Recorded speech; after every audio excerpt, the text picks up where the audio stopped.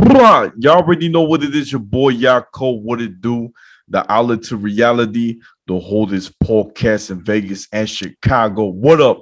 This is the place where you want to hide from your drama or maybe hide from your baby mama. Aha, just kidding. But anyways, fans, thank you for staying tuned. Don't forget to like, share, comment, and subscribe. Ching. Guess what, guys? We have a very special guest.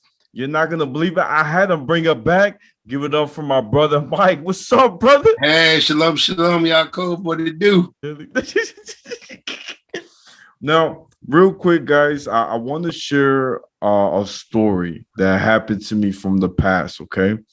So I was young, right? Helping the poor, right? So I realized that there was this guy who lived under the bridge, right?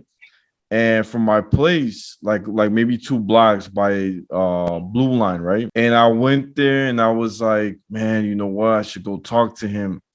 And he asked me, you got some money? And I said, no, man. But I shake his hand and I said, hey, my name is David. What's your name? And he goes, oh, my name is Lewis. I'm like, man, that's what's up. And so I had like a really quick conversation, really nice. And I went back, I went home. I was like, you know what? I'm going to come back. I'm going to actually invite him to go get something to eat, right? So we go to McDonald's, right? And I'm really happy this is a moment for me to shine.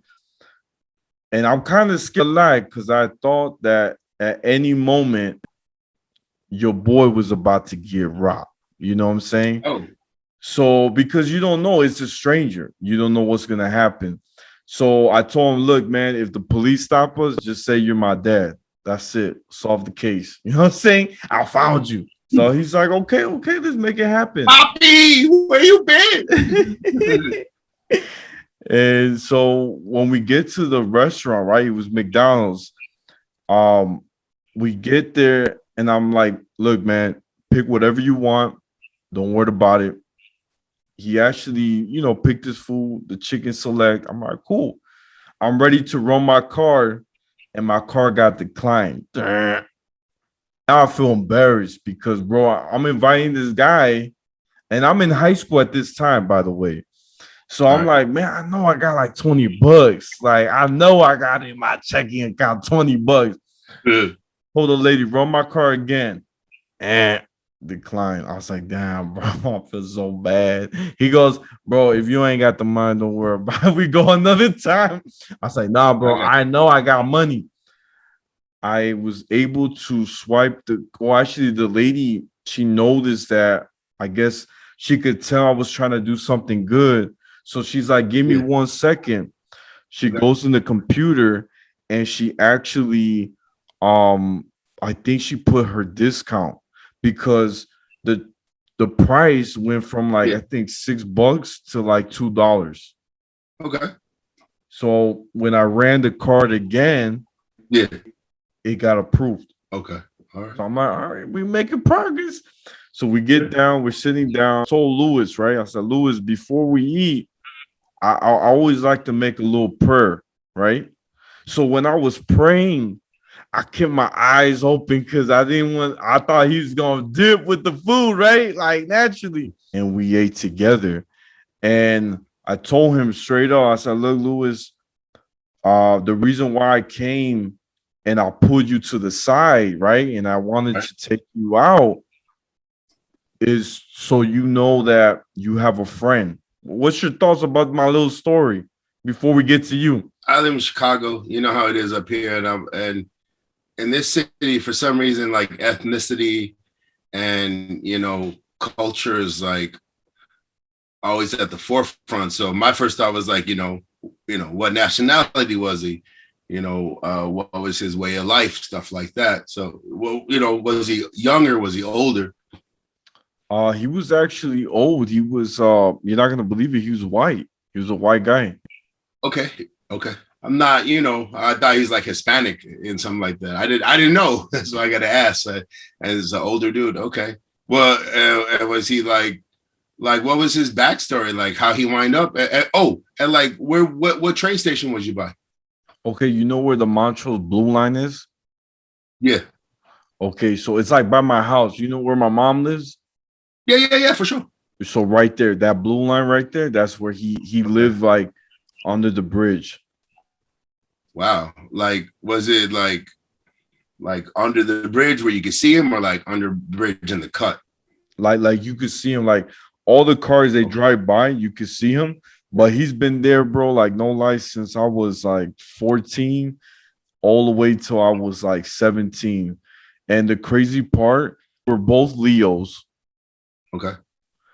Um, I noticed that he liked classical music and he Right. liked to sleep a lot. That's what he told me. He's like, my favorite thing is sleep. I was like, all right, cool, me too. I was a young Me fella too. too. Yeah, you know what I'm saying? I don't get to do it too often, but I sure do love it.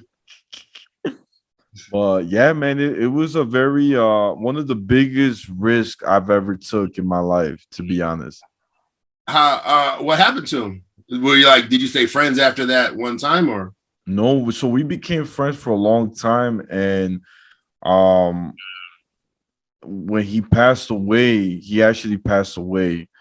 I don't remember what year, but one of the nicest thing I saw was the people that saw him every day Yeah. in that bridge, right, which was just regular, pedestrians. They made him a nice sunflower where uh, they said something like, "You will always be missed." Well, they like did a painting or something. No, no, no. Like it was an actual big old sunflower, but like Okay. decorated. I don't know if it was real. Like it looked real, but like it was so big, you were able to like write, like it was already like words around the sunflower. You know how he passed away? So I think he died, brother, in the same spot. Like, was it cold or just like old I age think or stuff? I think like either the old age or it was cold. So maybe both. Dang. I mean, the weather's been murdered the last couple of days up here, bro. Like, it's been snow, but last week was like, you don't want to step out the house to, click the button to start the car. It was cold. Oh man. Dang. How do you wind up being homeless, man? Did he tell you? Nah, he never told me, but I felt like, man, like honestly, I learned a lot from him, to be honest. You What, know, what was he about? What was his lifestyle? Like, was he like ex-military or stuff like that? Or he was very, you could say, I feel like he was an introvert okay. because he just didn't, I don't know his past, what he did, Yeah. but yeah, I didn't get a lot, to be honest, but just spending time with him, I think that was just, building a relationship, because every time I was with him, I Yeah. learned something new. How long did you hang out with him, bro? Almost like every other week. But like a year, 2 years, or No, no, no. Like I saw him all the time. So every time I came from school, he was okay. like the first person I saw You said like before. from 14 to 17, so like 3 years you saw the dude, huh? Yeah, yeah, about 3 years. Sounds That's about a right. minute. You probably were like dude's best friend in the world, man. Yeah, No dude. joke. That's heavy, man. I mean, last thing I'm interested in doing, like, what made you want to take him to lunch? I had this guy who was like a professor for psychology, and Okay. he used to tell me, and all different professors too would tell me, and teachers, that homeless people don't want money, but they want a friendship. That's a big one. Right. Right on, brother. Because they're Hey, my line is like, here's my line, bro. They don't want your sympathy and they don't want your empathy. Step your game up, give them a hand, maybe even just say a prayer for them, because I mean, a lot of folks, I mean, like, is that the only homeless person you ran into, or? Oh, and the other thing, that did you ever have like yourself any homeless, scenarios, like you wound up homeless? the only thing I could think of was the pandemic. When the pandemic happened last year, Right. I actually got to experience when the pandemic just happened. I was furloughed. Luckily, I was able to pay my bills like 3 months in advance. All right. But I didn't have food, brother. I was starving, man. I've never felt that you had to force yourself to sleep so you wouldn't think about food. It was my only way to kind of cope with the situation. So it was really hard, man. There was times I only ate once every 3 days, maybe. Oh, that's Yeah, dangerous, bro. it was bad, bro. But I mean, I went to the food pantry, right? As anybody should. I'm not ashamed of it. I went, even though I waited for 2 hours. There was times when they were sold out, and I had to try the next day, somewhere else. Grateful that I experienced something like that in Vegas and by myself without family and friends, because Right, it really it builds a character in me, right? Like if I'm able to pass something like that, right. I could pass anything greater, right? It was just a test that I had to face. Dang, this is the real world. Like I'm on my own. That's heavy, bro. Because I mean, eating only once every 3 days, bro. That's rough, bro. I'm glad you made it through that, and it made you stronger. Amen. Thank 'Cause, you, brother.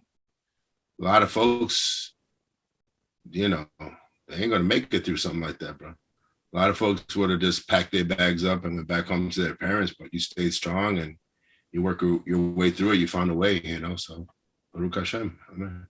Thank you, brother. Thank you, brother. I look at like homeless people, like for myself, I mean, there's all types of homelessness. You know what I mean? I asked about, you said Lewis was his name, right? Yeah, Lewis. Yeah. Like what was his story? Because like asked him like, what happened? Like how this happened to you? Because it's it happened to me. But for me, it was an option. I ran away from home. I was 14. I was homeless until 21, meaning I was pretty much couch surfing. That's the best way to put it. Wherever I laid my head was home. But like some people, the landlord system, they don't want to be a part of like owning a home. They just want to live in their car and be free from domicile. You know what I mean? Like they don't want to have to deal with, lights, gas, water, etc. You know what I mean? They want it's like, what I'm talking about? Like not everybody homeless needs to be homeless. Like there's our people that are like, I met some people like intelligent people, bro. And like I got one time I went, I had to take care of something and I was talking to the guy and he was like he could have been like a law professor or something because the stuff I was talking to him, he's like, no, that's wrong. And I was like, oh, and then dude pulled out a phone, bro, and it was like back in the day, and the phone was like $1,000 phone, bro, and Dang. like this dude is, it's not always, you know what I'm saying? Like for a lot of folks, they got kicked out, evicted, family, all that stuff, but not everybody homeless is poor, is what I'm trying to say. Yeah. So it is what it is. But when kids run away from home, like me, I took off. And the reason I ran away from home is I mean, a lot of kids run away from home. That's not unique. You know what I mean? Like, do you know any other kids that ran away from home? Yeah, my one of my cousins from Jersey, he same thing, like he used to get beat, and from his stepdad, and so his mom didn't really like defending him, so he had to leave. It was kind of like, and he told me he used to sleep in people's cars. Like he'll know how to open it. He'll go back to that same car, but he'll switch. And I'm like, bro, I don't know how you did it. And you Daring. know, Nobody yeah, ever caught him sleeping in their car. nah, I'm bro. sure. Like it's crazy because my cousin, he's done a lot of crazy stuff and he's never got caught. And maybe it's a blessing that's why he never got caught. I feel like, I mean, he didn't vandalize their vehicle, really. Didn't steal nothing. So, yeah, yeah. I mean, the worst, I thought like, someone catch him, they try to like do him a car, beat him up or something. But I mean, I lived in an abusive household, my aunt, there was no man in the house, but there was a man's belt, bro. And, she would wear me out. But that wasn't why I ran away from home, honestly, because you know, like when you grow up in that environment, my aunt was like militant, you know, just like if you're in the military, you know what I'm saying? It was almost like I just got used to it. But the reason I took off from home is because, you know, my aunt was a hoarder. There's a lot of those people out there. But, you know, she had a bunch of cats. I didn't make the situation better. You know, when I moved in when I was like 7, and she might have had like 4 or 5 cats, and I kept bringing stray cats home. So when it was all said and done, she had like 12 or 13 cats, bro. You ain't ever gonna be popular. Right. So, you know, I dealt with that from like 2nd grade to freshman year of high school. And bro, this is be realistic. You can't be going to school smelling like feces. So I had to leave because it got too rough at school. You know, a freshman in high school smelling like, you know, piss and shit. It just doesn't work. So I took off. You know, my buddy, you know, he took me in. His family, it was Puerto Rican family, and I was with them for a little minute, but like it's not forever. You know what I mean? Yeah. Like, they treat you like family, but you're not family when you wear out your welcome. And there was no way I could go back to, you know, my aunt's house. So I just was like, man, I lived in like probably from the age of 14 to 21, I probably lived in like 30 different houses, bro. Like just I would be here, there, you know, live with Puerto Ricans, Mexicans, Cubans, Dominicans, one Ecuadorian guy, black guy, white guy, you know, just the whole spectrum, bro. But the cool thing is I learned a lot of culture, you know, each house you go to. Yeah, that's you know, true. I guess I was like your cousin. I was fortunate. It didn't, you know, the biggest hang up was running into problems with the law, you know, like you're just an easy target when you can't hide, you know, you ain't got no house, you know, they pull you over. Did you ever get pulled over when you were a shorty? No, well, I did a few times. Okay, what happened? I got some stories. I used to go out real late, and I remember the cops will pull over, and luckily I've always been blessed, but I had one of my cousins who came from Guatemala. He was already 22 or 21. Okay. So they're like, hey, you're not supposed to be out at this late, right? Because it's 2 in the morning on a weekday. Gotcha. And I'm like, yeah, I am. I say I'm with my cousin. He's my guardian. You know what I'm saying? And my cousin didn't speak no English, just Spanish. So he showed the ID, and it shows that, and his passport too, that he's 21. So that, oh, okay, my bad. I'm like, I'm his translator. You see?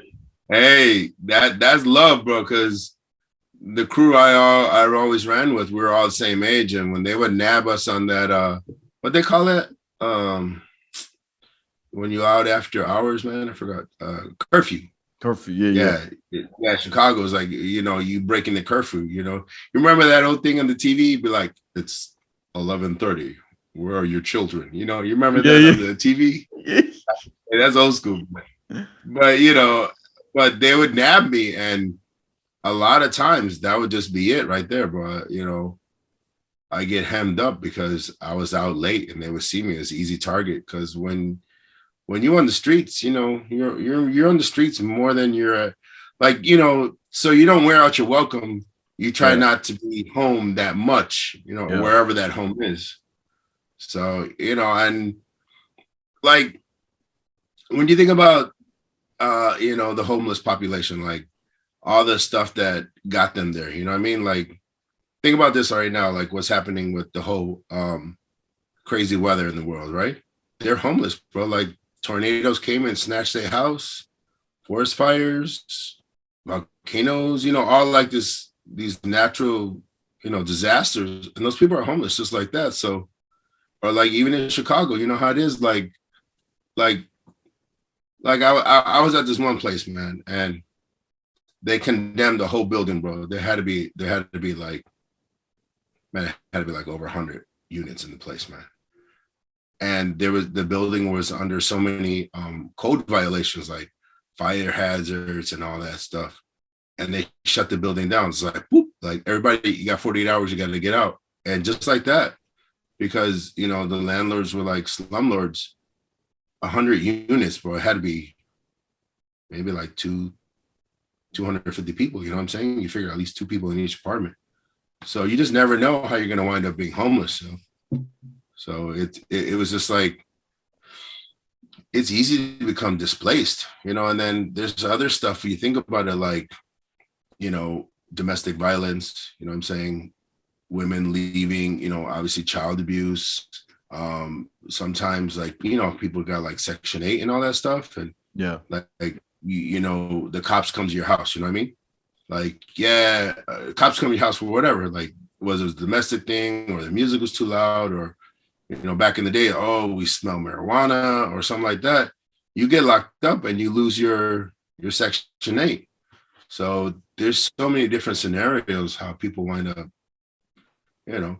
And then you'd even have to go as far as like with gender discrimination, you know. A lot of people in the LGBTQ community deal with it as too.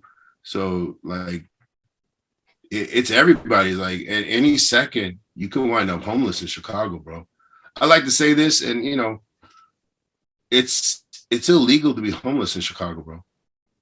Like if you think about it, that's my own personal opinion, but like look at like the simple things that we see with homeless people, right?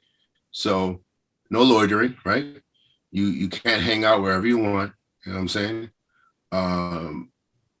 No trespassing, right? You can't go into any store and do whatever you want. You use the bathroom, hang out there. Oh, this guy's been here 4 hours. He didn't buy a coffee. He's trespassing.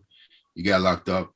No panhandling. So, you know, you can't ask people for money. Yeah. You know, and then like when you see the tents around the town, right? You got that. I forgot to ask you. You got that stuff in Vegas? Are there homeless people in Vegas? Yeah, Like yeah. in Chicago? So we have this thing. I forgot the name of it. It's like in the strip. Huh? There's like the ground. There's like actually like like almost like a town for all homeless people. Like where's it by? Just wondering. It's like it's long, man. People that actually Homeless population in Vegas, because I'm sure it's like hidden, because I've been there twice and I went around a little bit. I didn't see anybody homeless. Like, you know, in Chicago, you can't miss homeless folks, man. They're everywhere. Yeah, I mean, they right there. Like you walk past Sears Towers, you know, or you know what it is, whatever you want to call it now. You know what I'm saying? You call it Willis Tower. I don't care what you call it, but you see them there. You know, it's like homeless people can't hide in this city. So I guess in Vegas is a little bit more discreet. Here I feel like we have it like it's weird, man. They did like a documentary, but like I was telling you, they live like under the strip. You can't see them, but where the sewer is, they can see us when they look up. And Snap. yeah, dude, it's like really interesting. But the You talking people about like Lower Wacker Drive style, I don't or know. worse? You made it sound like they live in the sewer, bro. Dude, it's in the ground, underground. Whoa. But they did like there's some people that like they actually have a shower, like they made it happen. But the thing is, in those little basements, you have what's it called? Like hierarchies, like people that been there the longest who collect anybody who's staying there. Kind of like a pimp almost. He runs like a landlord, pretty much, not a pimp, like a landlord. He's homeless too, but because he's been there longer and he has more, I guess, more strength and confidence, and he's like very dominant. Yeah. He knows how to orchestrate and make his own money. So what he does is everybody that just moved in there, he collects. So you got to give him a percentage to him in order to stay there. So it's crazy. It's on YouTube, but there was like a bunch of people that went there, and it's dangerous to go there because, like I said, it's kind of run like a mafia. It's underground for real. yeah, like they don't play around, and there ain't no rules, and cops won't go there. That's how bad it is. Wow. I Never heard of that, man. I'm when later on shoot that to me so I can check out that documentary, because they're like invisible, bro. You know, the couple of times I've only been there twice, you know, but I didn't see anybody homeless. And if I did, I didn't know they were. You know, like here, it's sort of like blatant. Like Yeah. you see someone who's been displaced, you know, oh man, they hit a rough patch. You know, Right. is it how bad? How did the cops treat them out there? Just wondering. I don't think that bad. I feel like what I've realized from what I've experienced, Yeah. because I had a few homeless people that try to like break into like cars, not in my area, but a different area.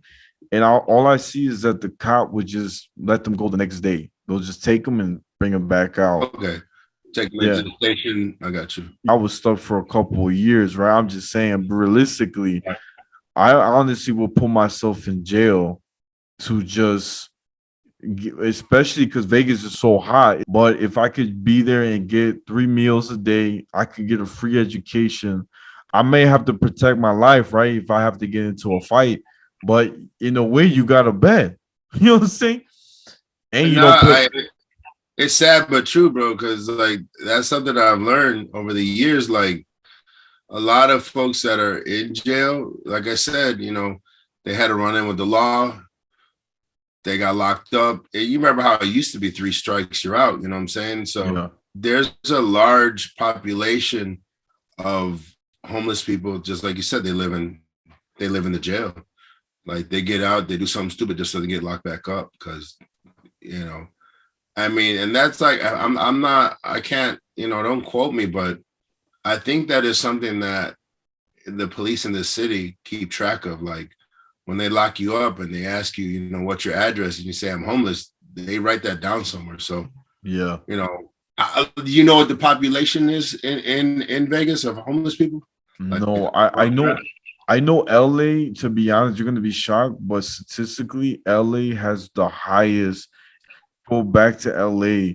I just went last year with my mom. Nothing against homeless people, but the downtown of LA was yeah, so dirty. Like where you have like the nice buildings, you just had tents all over the entire downtown of LA.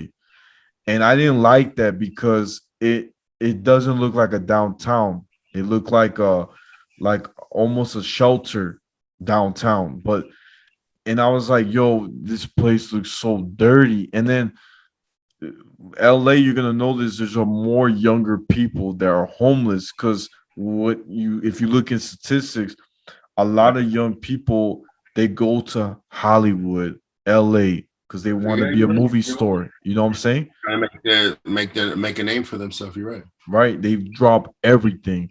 They just go there. They're like, I'm gonna make it big. They get drugs in the way because drugs is very, Yeah, bro. powerful. That look, bro. That's the other thing I wanted to tell you, man. Like, you know, my aunt, as rough as she was, she raised me right, bro. I mean, I never went out, bro. Like, I went to school, I came home. You know, I didn't start going to like grocery store to like buy stuff until I was like 11. So I was very shielded. You know, I was protected from all that stuff. You know, I never went to the park after school. I never hung out with friends. I literally went to school, came home. So when I ran away, it was like all the freedom in the world. And the people I was living with, you know, I would wind up living with like, maybe it's just everybody, but I would like wind up living with like, you know, drug dealers and shit, you know, not like heavy stuff. They were selling weed and shit. And the drugs just mess you up, bro. And I know, and you know, weed and liquor, a lot of homeless people have those two habits. You know, they got the worst stuff.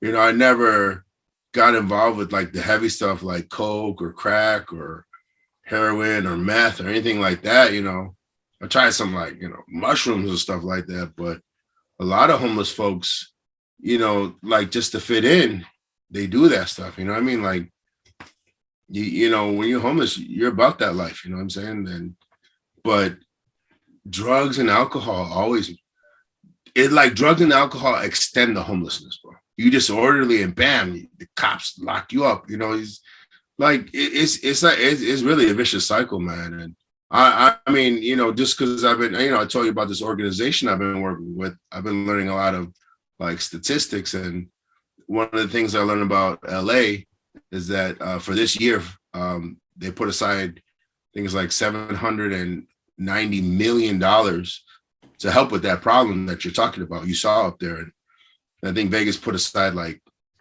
2.2 billion, bro. They got a problem up there too.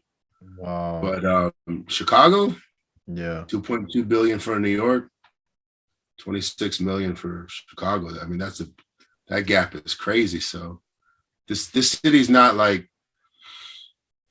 You ever hear about that concept of mass incarceration, the new Jim Crow? Yeah, I heard about. So it's like that in Chicago. You're like, if you don't provide that much assistance for the homeless, you know, bam, you can lock them up easy. It's sad, man.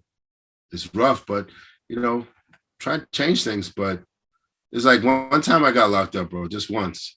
Thank God it took once. I learned my lesson. You know what I'm saying? Funny story. I think we had just turned 18, me and my buddies, and we, I don't know, I think we were tripping on acid or something, man, you know, and we were downtown, and there's this sculpture by Lakeshore Drive, yeah? Uh-huh. And it looks like a big silver, I don't know, for lack of a better word, a big silver phallus. And, you know, we there was a scaffold on the side. We got on it, and with the key, we were scratching our name, you know, etching our name into it was like silver, it was like a big, I don't know, it looked like whatever. And the cops caught us, locked us up. Oh.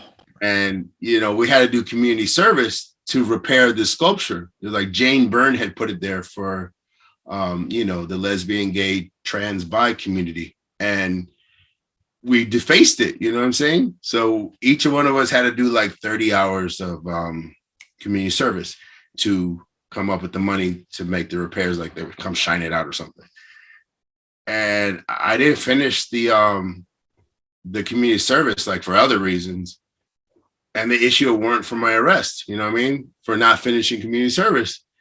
And when they nabbed me, it was like, I don't know what they got me for. I can't remember, but I wound up, have you ever heard of dress in and dress out? No, I don't think so. So that's when they lock you up, and I went through the whole system, bro. Like from beginning to end, I got locked up. They took me to the police station. From the police station, they came and picked me up, you know, in the white school bus. They took me to the county. You know, when you in the county, you're chattel, bro. You're human cattle. And the reason I say that is because when you're inside the places they put you, they call them bullpens. You're literally like a bull for them. You know what I'm saying? And you go from bullpen to bullpen to bullpen. You got to go. You go to the guy.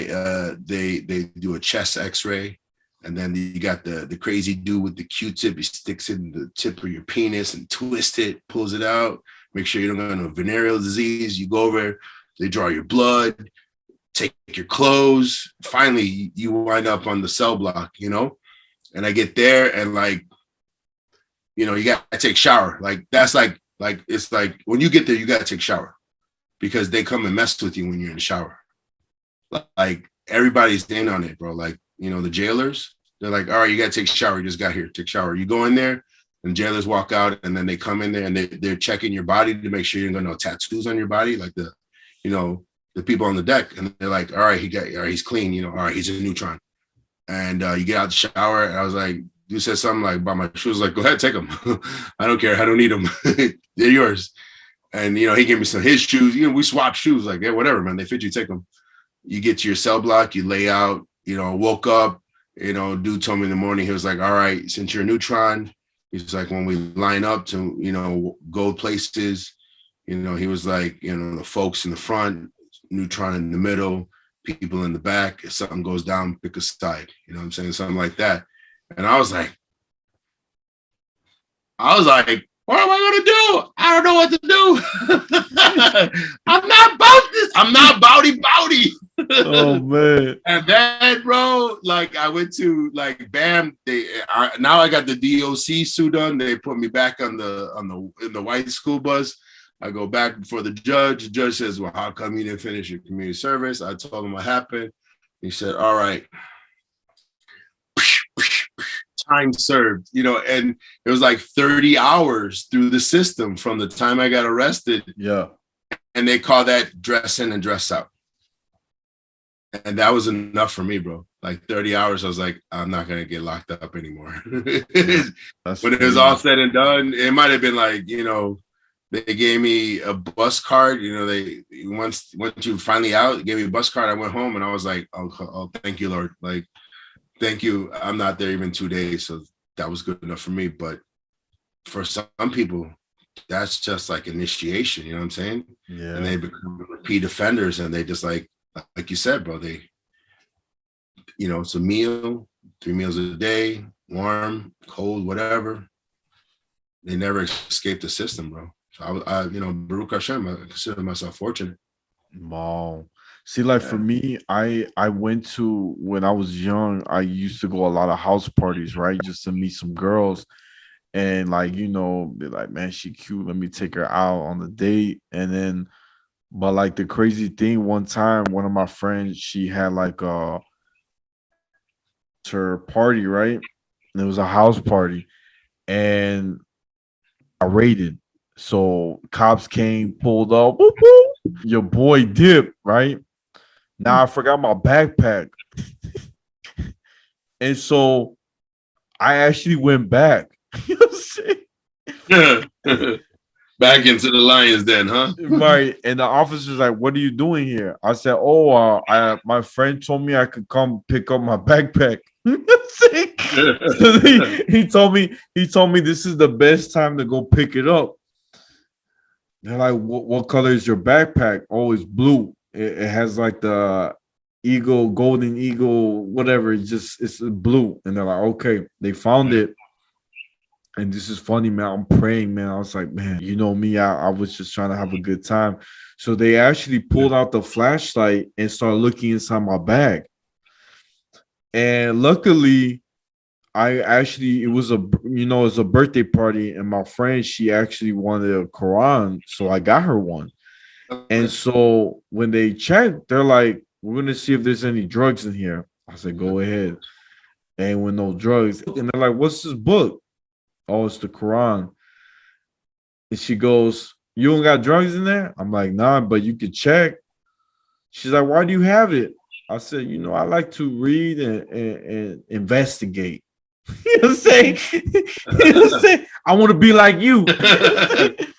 And so she was really pretty. I ain't gonna lie. She was pretty, but like a tough character. She go. But I called all my friends like, man, I almost got arrested. I'm dumb. I should have just left it. And it was crazy, man. I really feel like God was protecting me because there was so many times I could have got busted.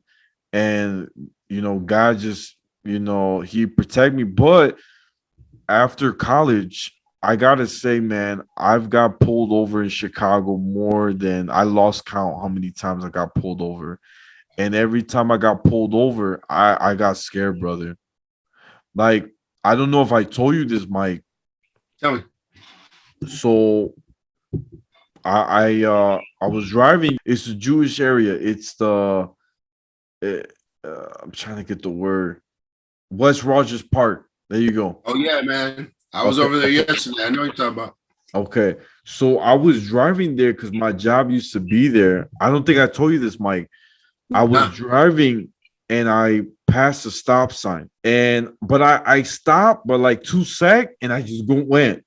Cop was behind me. Woo woo. They called backup. 5 police cars came by.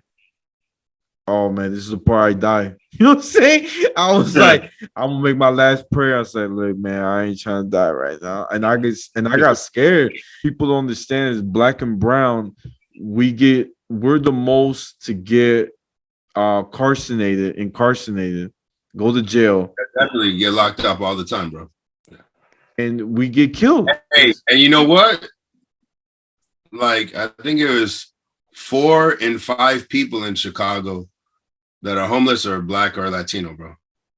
You see? Yeah. So me, look at that. I was terrified because I'm like, man, I fit the description, I fit the statistic, right? So 5 cars pull over. They're like, and they had like the little mic on the back with the, what's it called? It's like a kind of like a speaker. We need you to pull. What was it? A megaphone. There you go. There you go. Yeah. They're like, we need you to put your hands on the steering wheel. I'm like, damn. I'm like this. Sir, you're moving too much. I'm scared, bro. I'm scared. I'm shaking now. Sir, why are you shaking? You see? Bro, I was so scared. There was a girl. She was like on this side of the door. I had another guy come this way. And I could see in the mirror, there was like 5 cars. I'm like, bro, this is the part I'm going to die. So the lady goes, do you have your registration, your license or registration? Yeah. I said, miss, I couldn't hear what you said. She's like, license and registration. I'm like, yeah. And I start shaking. I'm trying to get it. Yeah. I'm like this, right? Like if I never saw a woman before, I was just shaking. And I was like, look, I'm telling you, I mean, I don't know what's going on. She goes, you passed the stop sign. I said, actually, I stopped, but you followed me. And I got pulled over. So I think I did right. She's like, let me see your insurance. Okay, here's my insurance. Does this car belong to you? I'm like, dang. Yeah. She's still blasting me. Right. And so I'm like, look, now here's the sad part. My insurance card got expired. That's no big deal, bro.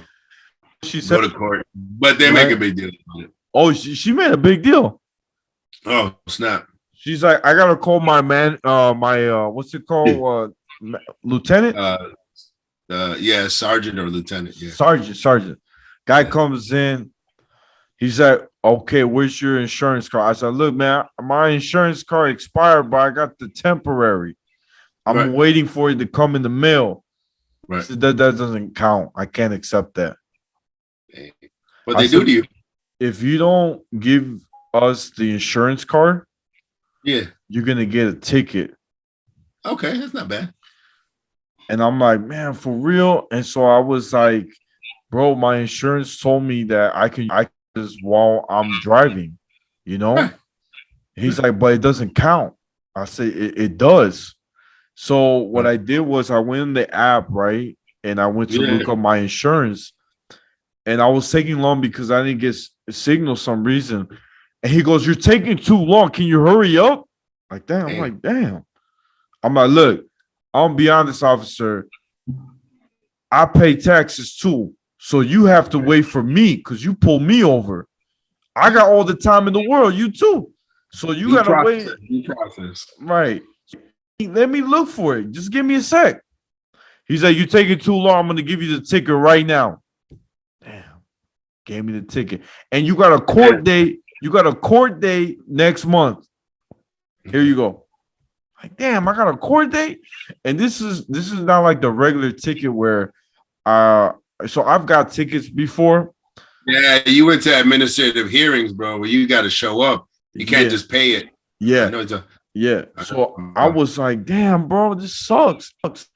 The ticket was blue. It wasn't orange. Yeah. Yeah, I know. See, my boy knows.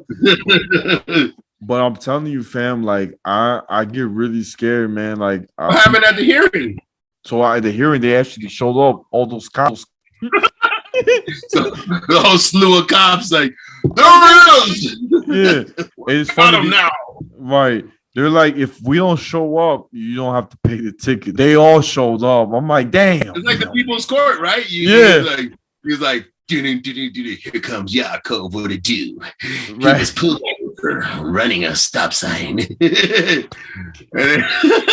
like. Hey, you did pretty good, brother. I like that. Whatever. But it's real life though, bro. Those hearings are no joke, bro. Oh It's man. like the people's court for real. Like No, for you, real. you represent yourself. You're just like, okay, Yeah. like it's not that big of a deal. But so how did? Let me. I'm shut up. How the case go? So I got dressed up looking like trying to fit the part. Right. And they thought I was the Oh, lawyer. wait. How long ago this happened, bro? Brother, this happened right before I moved from Chicago to Vegas. What, like In 5-6 years ago? 2020. Damn. Damn, this just happened to you. Just happened, brother. Right before I moved. Wow, bro. I was like in a different imagination, like it happened 5 or 6 years ago. Oh no, brother. Damn. And when I went to the court, right, everybody thought I Yeah. was a lawyer because I looked the part. I'm telling you, I'm a beast. Got my suit and tie, got my button down shirt. Right, Looking Gucci. yeah, got a briefcase, got nothing in there, but my briefcase. Briefcase. You go and do security, like you're gonna need to open this, and it's like one sheet of paper. Right. They're like, okay, It's the ticket. right. They're like, what's your lawyer number? I'm like, I ain't no lawyer. I'm sorry, judge. I know lawyer. Right. But you go through a different line when you're the lawyer. You're like, yeah. Okay, you gotta go with those commoners. Right. Over here, this way. Right. Attorney.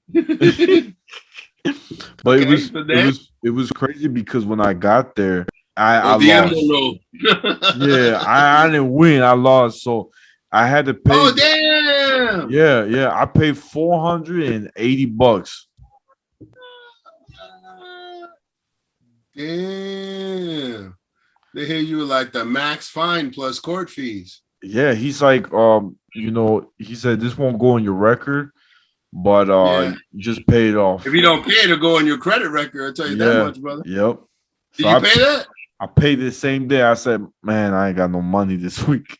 I'm broke. I paid it, brother. Dang, bro, that's brutal, bro. Like, I mean, that's like a prime example of what I'm talking about, bro. Like, in this city, look, man. Look, all right, look, like it's like it's racism on a different level, right? Because when you think about it, like the cops can take away your freedom, whether they're right or wrong, they can still, detain you, right? They can still lock you up, take you to the station, you get X amount of hours and then let you go. So it's like why, I hate to ask this question, bro, but I'm really curious, like, where were you going? Bro, I was just going home. I was 2 blocks from my crib. Dang. That's and they saw your ID, they know that you were going home, like all that for running a stop sign, bro. That's like, Here's the worst part. 2 weeks after that, I got pulled over again. Oh boy. What happened? Bro, I went to the movies with one of my coworkers, right? He's in this area as me, West Rogers Park. I'm like, perfect. And so after work, we went to the movies and then I went to drop him off. While we were driving, I had a feeling that the car that kind of pulled in was a cop. And so I said, hey, bro, I'm going to let you know, man. I know this. I've been stopped more than 15 times. I already know this is a cop. I already know it. Bro, I'm driving for a good 10 blocks. Yeah. Car still behind me. Next you know, I finally drop him off to his place. And I see, whoop, whoop, whoop, whoop, whoop. Yep. I knew. Wait. Let's backtrack, bro. A simple question. Okay. What kind of car are you driving, bro? I mean, why is your car so hot? It's hot like you driving a car that like gets stolen all of it? You driving a Toyota Corolla? What the hell are you driving, man? So I realized something, man. I'm gonna be honest, brother. Anybody that drives Mercedes, Chrysler 300, those main 3 cars I could think of right now, or even a Cadillac or a Tahoe, you look like a drug dealer, right? Straight up. If So you have what were you tinted windows. driving? So, but I wasn't driving that. I was driving a 2003 Toyota Sequoia. Hey, I got half it right. It was a Toyota. So, Okay. so look Did at you it. have tints or? I got tint, but they weren't like tint. They just came with the car. When I got it, that's how it came with the Yeah, a lot of cars are that way now. right. So I'm driving my friend. I drop him off. Right. He's he's a black guy. He leaves, and when I got pulled over, I was like, "Oh shit!" I got pulled over, and I see the whoop, whoop, Again. whoop.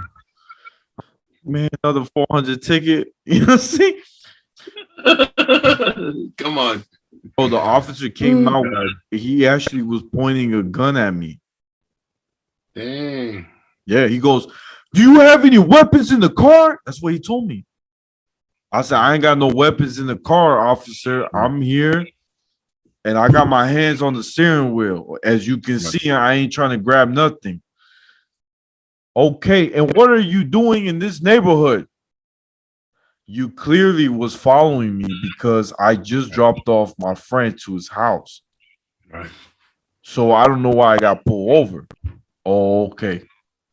Let me see your license." Show my license. I know you got your stuff together now after all that stuff with the last crew. Oh yeah, my insurance got updated.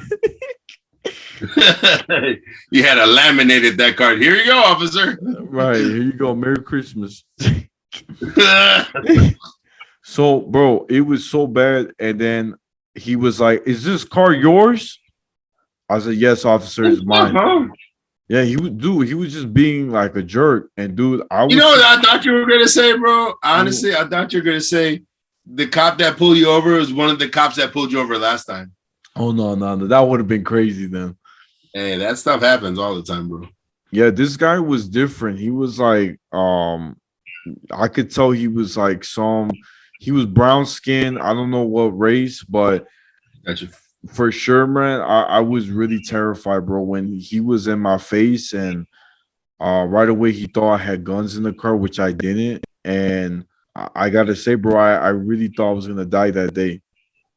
Yeah, it had no. I mean, honestly, bro, I've had a lot of run in with the cops, bro. I'm not gonna lie to you, man. Like, because when you're homeless, you're a target, bro. Like, I would say it like this, honestly, like. I mean, there's two levels of arrest, right? There's when you're put in the squad car, right? Like you're under arrest, but you're not really under arrest. Like when you go to the jail, you're under arrest. Bro, that happened to me at least 50 times. Like from the age of 14 to 21, bro. And like I would say like 20 times I was able, to talk my way out of the back of the squad car, but like 30 times I wound up in the jail, bro. And like, I wound up in the Audi home, over there on where's it by Ogden, what I'm talking about? The Audi home in Chicago. So it was just like I was like, it's so easy, bro. And like, believe it or not, like a lot of people. All right, let's talk. Let's real talk. Okay. Gun violence in Chicago, right? Yeah. I mean, bro. Let me tell you, like a side note, yeah, like a funny little story that don't have nothing to do with what we're talking about, but it was so relevant. So I had to call someone to in Chicago, there's like a company where you can get like a discount. It's called Spark Energy. You know what I'm saying? Where you get your electricity at a discounted rate. So I called them up and I had to renew it. It's been like, 2 years. I had to renew my policy so that they can give me this little discount, lock in my rate for the next 2 years. And this dude that I was talking to, man, like he was from the Caribbean. You know what I'm saying? And in the meantime, in between time, while his computer was loading, he was cracking on me, bro. He was like, "Oh yeah, you live in Chicago." He's like, "Yeah, I heard that's Chirac." I'm like, what? Where did that come from, man? And it was, I was like, yeah, it is, but and it was all said and done. And then I recovered. I was like, hey, you guys got violence in the Caribbean? And he was like, oh. I was like, why? In my mind, I was like, why are you cracking on me for, man? Like, he was like super cool, like super helpful, customer service agent. But that's like a side note. But it was just like, what I'm trying to say, bro, is like people in the Caribbean know how bad the gun violence in Chicago is, right? Yeah. But the point I'm trying to make is this, man. Like, I would have to say about 90% of those kids that you see, and they're kids, they're babies, shooting each other, bro, they're homeless. Yeah. They're homeless.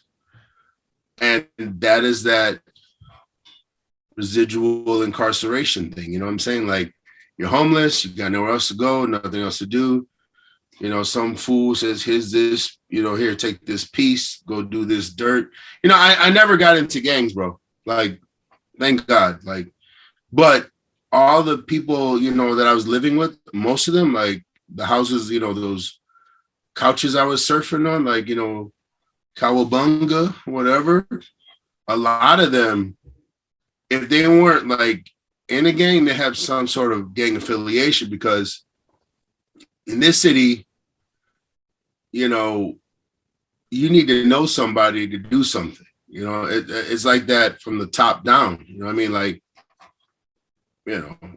from, let's say the John Hancock all the way down to Lower Wacker Drive. Like, if you don't know somebody, you can't do nothing. So, I just never got swept up into the gang life, but I seen everything. Like I said, if the people I was hanging out with and sleeping in their couches, they had affiliation if they weren't, like sometimes retired or whatever. And it's violent, bro. I mean, have you ever been around? Have you ever been around that, bro? Yeah, brother. So I'm gonna tell you something. So your boy, a lot of my family, not all of them, but like, some family members and even friends, they were part of the gang. Like, yeah, what are you doing? Yeah. So I told my other cousin, and he goes, bro, don't do it, man. Like, I used to do that life. He's like, it really is gonna take a hold on you, and at first it's gonna feel great because you got like a group of friends, but they're not really your friends. The moment you mess up, they're gonna beat your ass. Take like, your keys, bro. You gotta take that whooping, bro. Yeah. So I mean, that wasn't why I didn't join, bro. Once again, it goes back to my aunt, bro. My aunt Florence, man. She raised me right, bro. Like I told you, I would go to school, I would come home. So what do you think I did at home, bro? I would read, bro. Like that was it. Because there was no other children my age in my house. You know what I'm saying? Like, literally, bro, when I got to 8th grade, due to all the, bullying from the kids because of smelling like cats and stuff, like, I had read more than every kid together in the 8th grade, bro. Because I would go to school, I'd come home, and I would read. I was like devouring books, bro. Especially in the summer, it was like a book a day, bro. Like, I would read like easily, 100 books a summer, sometimes more. So, it helped me, but I never gravitated towards the gang life because, the gang, the violence aspect, because you gotta, what's that expression? You gotta cut your bones or something like that. You know what I'm talking about, right? Like, you got to make a name for yourself, And I was like, I don't want to do that. Like, I don't want to say I'm smarter than that, but I'm like, I know better. I read books like this. Like, it didn't turn out good for people.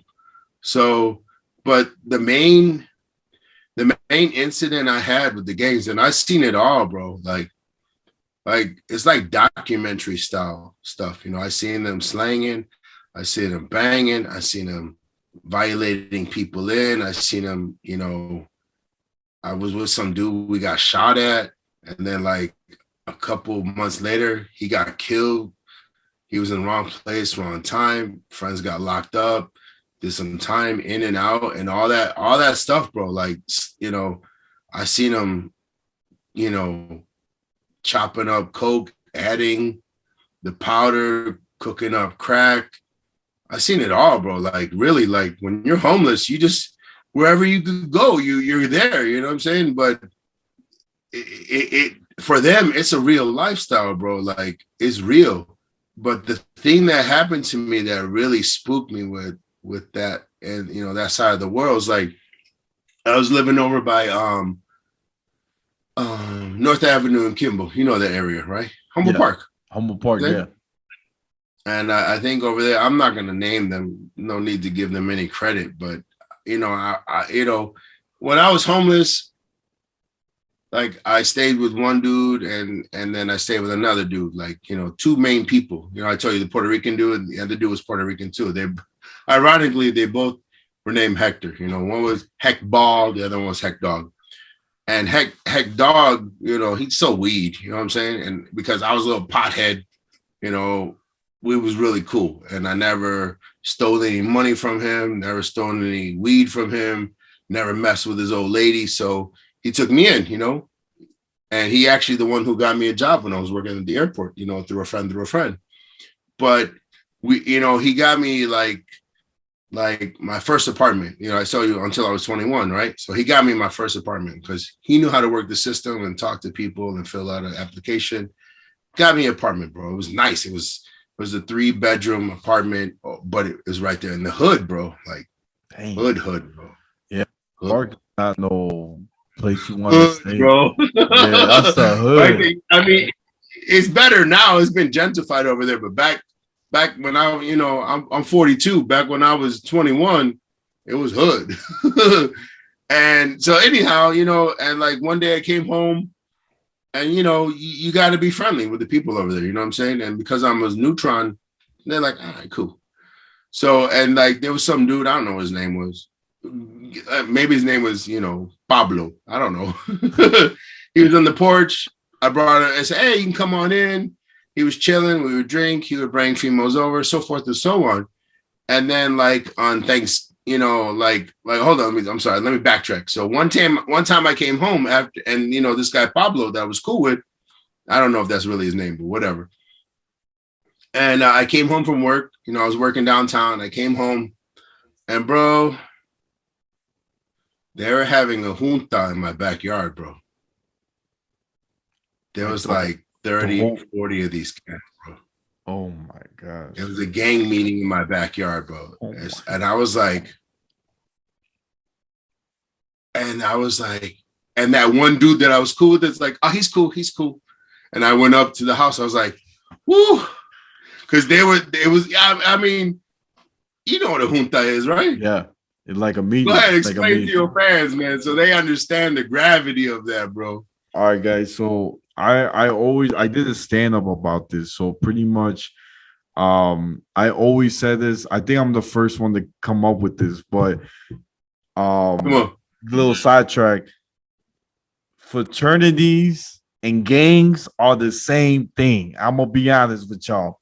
The reason why I say that, because fraternities have Greek letters, they do their little sign language. And they have no Greek background, first of all. There's a bunch of randomized kids that just said, we're going to be a Greek fraternity, but we ain't Greek. You know what I'm saying? And the crazy thing is they have their own initiation, right? The only, and let me tell you about gangs. Gangs got the same concept. They got their meetings. They don't have Greek letters. They just made up some like sign language too, sure. and they got their own squad. Now you have to go to these meetings, which my brother was saying is a mandatory. You have to be there. Both have initiation. Just they call it the fraternity they call it hazing, and the gangs call it initiation. Same thing. Right. Your violations, your V's. Right. The only difference is that the Greek fraternities, because they've been there very long, they have better lawyers. So they're able to save their students from going to jail. But the gangs don't have better lawyers. You know what I'm saying?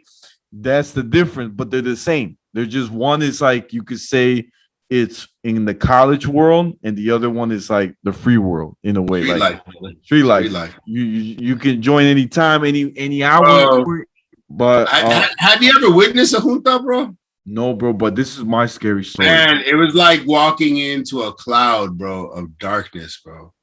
They were everywhere, dog. I mean, like, I was just like, oh shit, there's 40 people in my backyard. And when they turned, it was like the Matrix, bro. You remember you were talking about that, right? Right? We were talking a couple podcasts ago. They all turned their head at the same time, and I was like deer in headlights. I was like, and like out of like way in the back, this dude, whatever, Pablo, Papi, whatever his name is, he's like, oh, he's cool. And I was like, oh, thank you, Lord. And I went upstairs. I took my ass in the house, and I tell you, bro, I left the lights on, bro, so they know that I wasn't peeking out the window, like out through the blinds. Like I didn't want to turn off the lights in the house. I was like, okay, I'm gonna go to my room, and But let me just say this. So a couple weeks later, right? 2-3 weeks later, it's like Thanksgiving. That same dude, Pablo, he's on my back porch. We're having Thanksgiving dinner. It's nice dinner, bro. Like, it was dope, bro. My friend, anyhow, it was nice. And then he came up on the back porch that day, and I was like you can't do this today. Like, I have family over, like family. And I went outside and said, hey, bro, you gotta go. Like, not today. It's Thanksgiving, like, where's your family? You know what I'm saying? Like I almost wish that I had done things different and be like, hey man, you want to come inside and eat? But instead I was like, you gotta get off my porch. You know what I'm saying? Like, because we had a big ass patio. It was real sweet, bro. It was like, man, it was like 20 by 20. It was a super patio. And dude told me, bro, I never forget it to this day. He's like, this is my hood, man. And I was like, I'm gonna call the cops on you, bro. You gotta get off the back porch. Like, you can't hang out today. Bro, I worked early hours, you know what I'm saying? So I would leave the house at like 7. I worked downtown. And, one of my roommates told me that, yeah, when I came outside, they were waiting for you on the stairs. Because I get up at 7, they were waiting for me at like 10. Hood hours, you know what I'm saying? Bro, like the next day I moved out. And even though I had my first apartment, I was stable, you know what I'm saying? Bam, I was homeless again, bro. Whoa. It's that quick to become homeless in the city. Like, and bro, the apartment was beautiful, bro. I mean, like, it was really nice. It was a Romanian dude. He remodeled it. I worked for him. And the point I'm trying to make about, to tie it in with the homelessness, and the gang life, it's like, these kids that you see in the hood doing all this dumb stuff, a lot of times they got displaced over some other dumb stuff, and there's nowhere else for them to go. I mean, you remember what happened with that Mexican kid, right? He was a runaway, bro, just like me, and like I could have wound up just like him, but thanks to the Most High, I didn't. But we have the same story. My story ain't that special. It ain't that big of a deal, but becoming homeless is so easy in this city, bro. And, like I told you what I've been doing lately, working with these activist groups, trying to give back, because I'm not judgmental on homeless people, bro. I'm like, I was there, and I could be there again, and I do everything I can to make sure that I don't wind up there again. You know what I'm saying? Because I got a wife and kids, you know what I'm saying? Like, we can't be homeless again unless, like, it's a natural disaster or something. But other than that, I'm going to do everything I can to make sure that I don't be the cause of us becoming homeless again. But you just never know. I mean, like, think about like flooding, right? Like flooding, like a flood happens and then bam, the city inspector comes and says, oh, you got black mold, you gotta go, you homeless. All right, bro. Let me close it up, guys. This is the Outlet to Reality, the Holdest podcast in Vegas and Chicago every Tuesday. Don't forget to like, share, comment, and subscribe. Ching! Y'all know where to find me: Instagram, YouTube, Spotify. The Outlet to Reality. My my Snapchat is Take One Pass It. And my TikTok is at Yaakov28. And brother Mike, where can my fans find you? You know, primarily right now, I've been working with this group, Bring Chicago Home.org, and to try to reach out and make some differences in the Chicago area, especially when it comes to helping with the homeless. So if you can reach out to us there, and you can find me on the south side at Beth Shalom B'nai Zekin Ethiopian Hebrew Congregation. Shalom. Shalom.